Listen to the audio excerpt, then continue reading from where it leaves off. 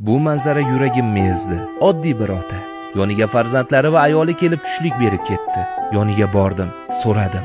Akajon, ismingiz nima? Inomjon. Inomjon aka, bu yerda ishlaysizmi?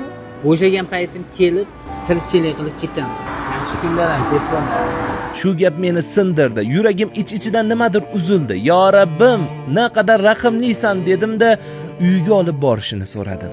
Bu mendan sizga inshaalloh ehson. Faqat borib yashash joyingizni bitta ko'raylik-a.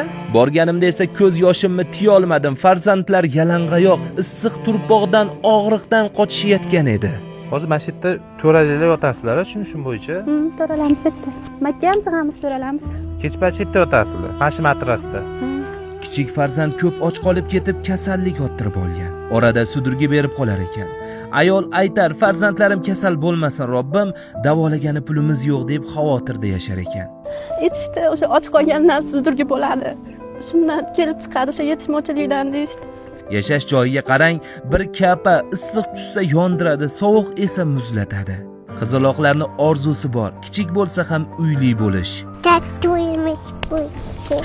Qanaqa bo'lsin rangi? Qizil. Ehson qiling, like bosing, videoni barchaga tarqating, bu dard 100 minglab yuraklarga yetib boradi. Agar shularni amalga oshira olsak, biz ularga yangi hayot, yangi uy qurib beramiz. Alloh uchun harakat qiling.